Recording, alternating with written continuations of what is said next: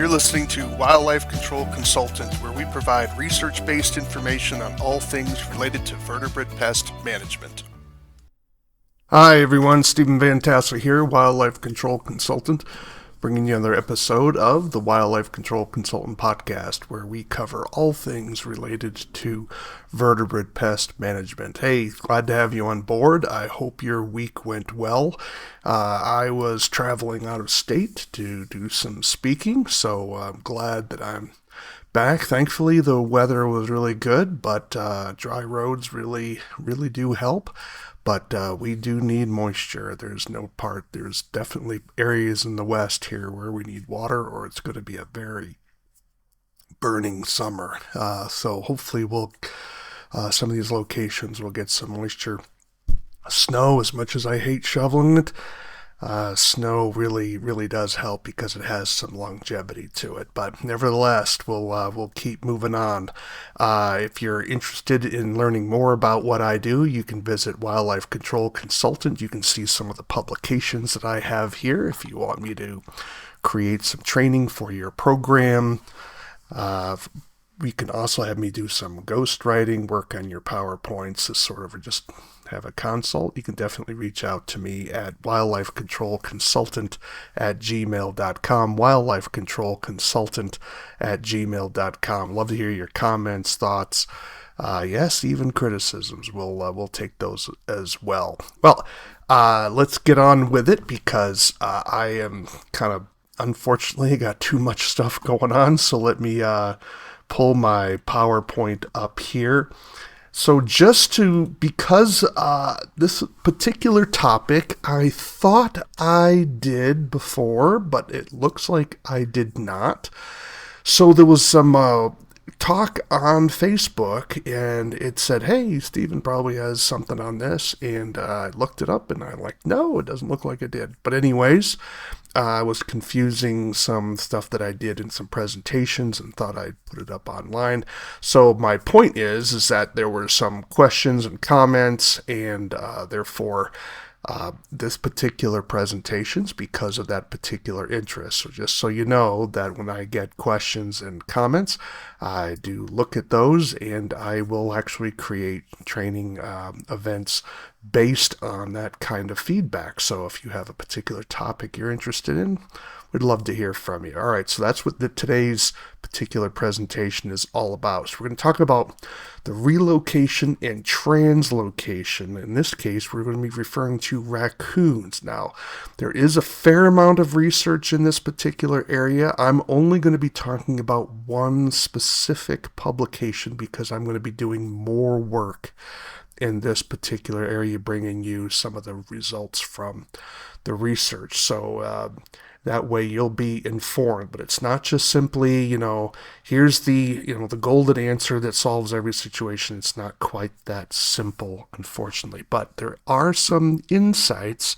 that we can certainly glean from some of this. So why don't we get started? So the first thing you got to realize, of course, is definitions. Yes, I know a lot of people in the wildlife control world really hate definitions, right? And so, but I find that interesting because when I talk about other things that they're interested or they're passionate about, they're very technical about their definitions, right? So one way would be if I made a bad comment about a gun, for example, and I didn't use the right word, they'll be, you got to get that right. Well, it's interesting because this is one of my pet peeves. So it's interesting how we get technical about certain words and not technical about others and why that is. So I'll just leave that out there for you to think about, because the fact of the matter is we do need to care about definitions, and professionals need to care about definitions because they help us be clear when we're talking to one another.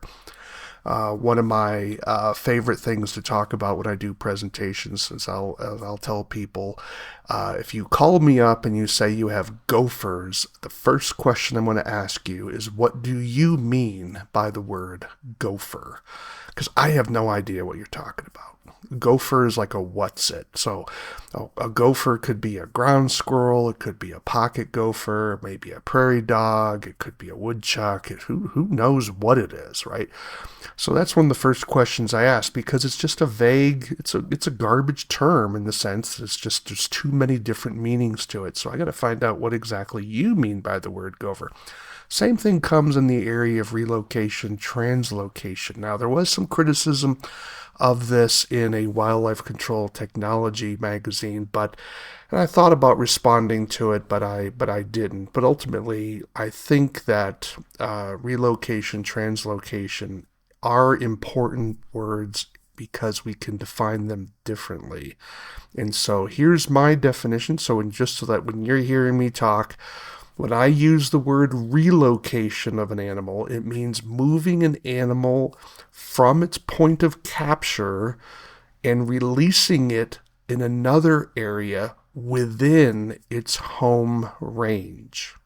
So every animal has a home range. It's normal, everyday area that it's sort of hanging around in, right? Now, it may not be in every part of its home range every day, just like you travel to work, maybe 5 days a week, and, another day you're going to the grocery store, and then maybe you're going to take a little trip off to a restaurant, and that may be in all different areas, but that's all your home range. It's not like you're going on a vacation, and you're going to Bali or something, right, or Australia. That would be outside of your home range. It's just your normal stomping ground. Right? That's your home range. Well, that's where relocation. So you're putting the animal to a new location within their home range, but it's familiar territory to the animal. That's how I'm using the word relocation. Again, these aren't my definitions. I'm just simply adopting them because I learned them from my boss when I was working at university.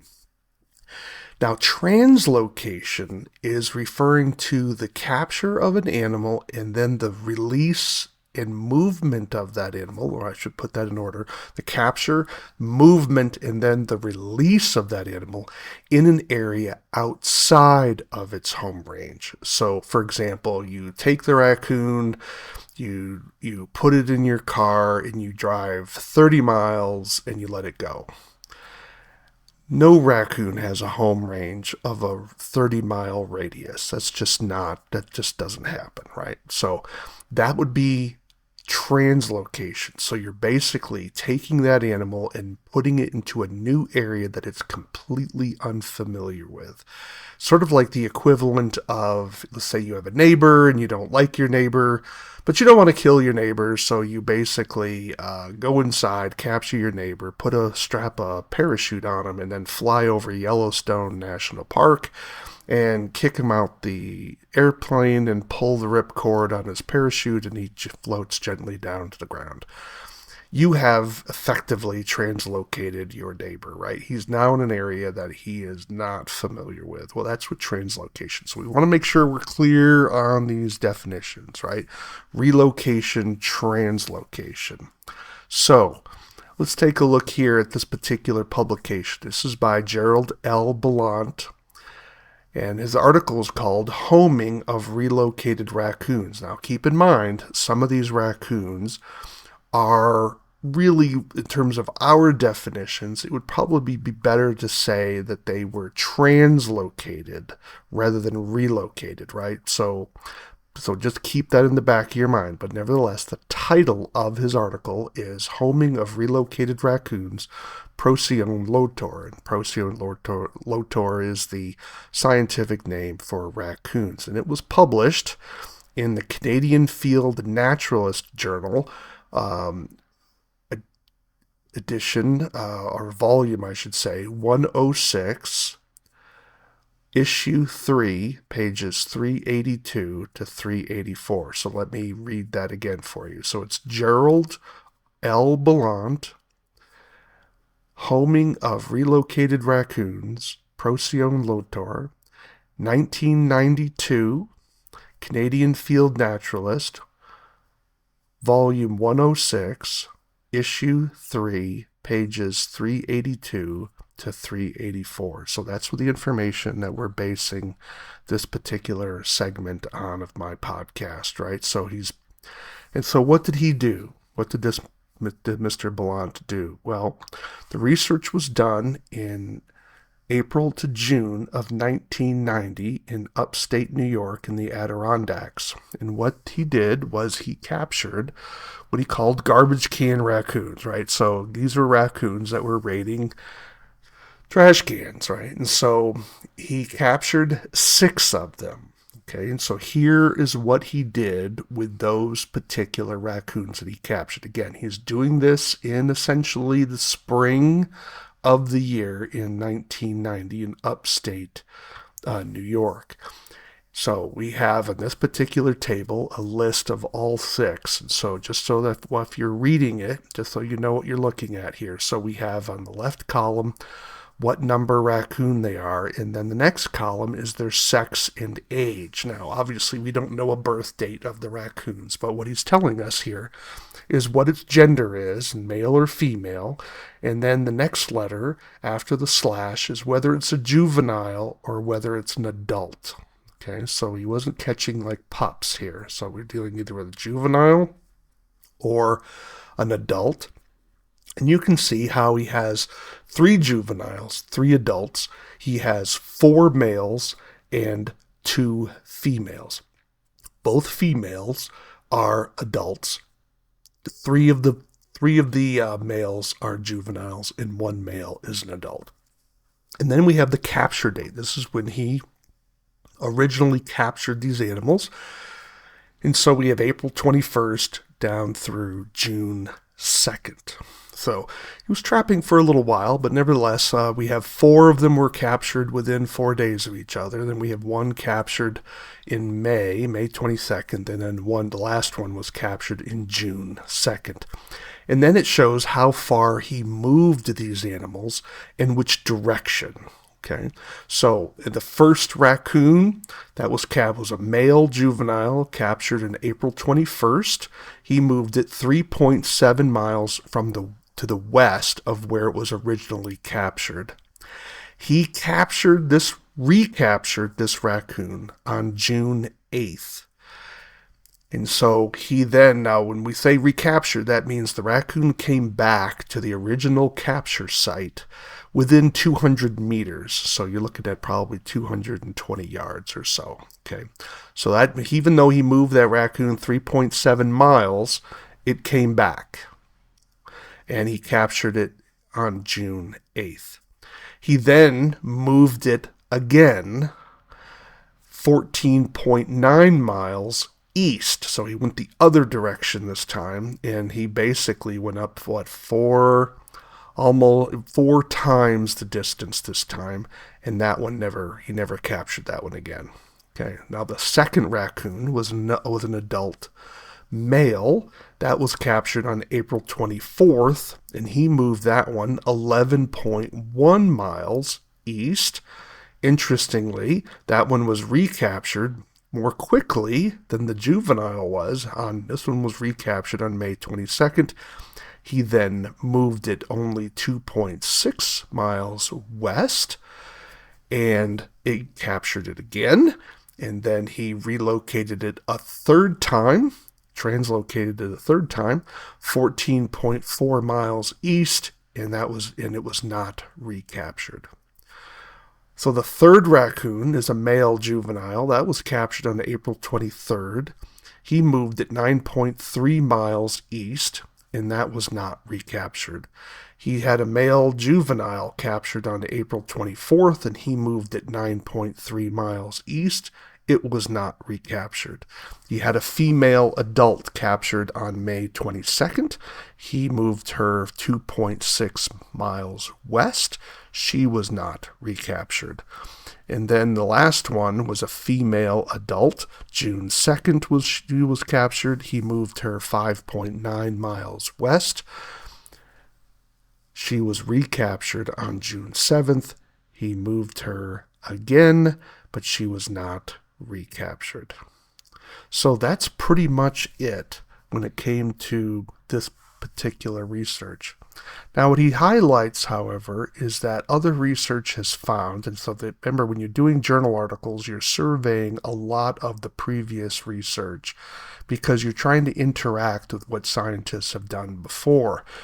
And what he mentions was that he found that translocated raccoons dispersed between 0.06 miles or 183 miles from their original capture site. That's a pretty big range. In other words, when you captured a raccoon, released it in a new area, this is how far they are basically moving. So I should have written that a little bit differently. The idea being here is that raccoons are individuals. Some of them just go completely nuts, right? And they just, when you move them, some of them will hang out in the new area. Some are like, no, come hell or high water, they're going to try to find their way back. And why they do that, it's unclear, but notice the range. A raccoon that's been translocated, moving from that translocation site 183 miles, that is just simply massive, right? And so he's talking about this and just pointing out that his results sort of mirror the results. Of course, he's only dealing with 6 raccoons, so it's not a huge study, but nevertheless, his findings are sort of in agreement with this idea that raccoons can react in some very dramatically different ways to being moved to new locations. And so the question ultimately becomes, how are they doing this? How are they figuring out how to get back to their original capture site, right? How are they able to do this? And the reality is that we don't know, right? So at least there's 3 theories here. One is that the raccoons are relying on odor cues, which is interesting to be sure, right? Wind will carry odor a long ways, and animals certainly can smell in ways that we can't as humans, right? I mean, so nevertheless, that's sort of interesting. A second theory suggests that maybe they're relying on landmark cues, right? They're able to sort of read the land, so to speak, and figure their way back. Because remember, when a raccoon's getting moved to a new location, one of the things it'll do, obviously, it has to reorient itself to its new location. And maybe in that process, it's able to figure out, well, this particular habitat makes me think of where I was before, and maybe they're connected and I can go there. Who knows what's going on in their particular heads?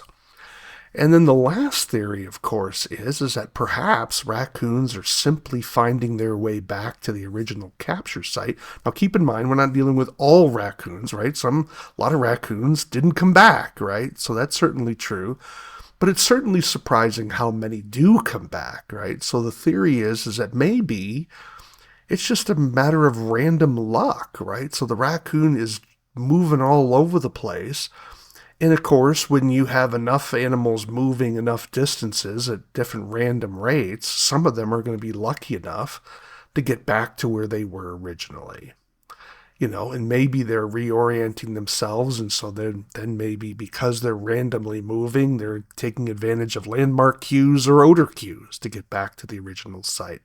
Who knows, right? So these are 3 particular theories, and we don't have ultimately an answer for that. But nevertheless, raccoons, even when they're moved some pretty surprising distances, can make their way back. I mean, let's just go back to the original research here, right? So notice he had one that he moved 11 miles. This was an adult male, and he moved it 11.1 miles and released it, and it found its way back to its original capture site within a month, about 28 days, which is amazing, right? And so this is something, that particular animal came back pretty quickly, and a juvenile came back in about a month and a half.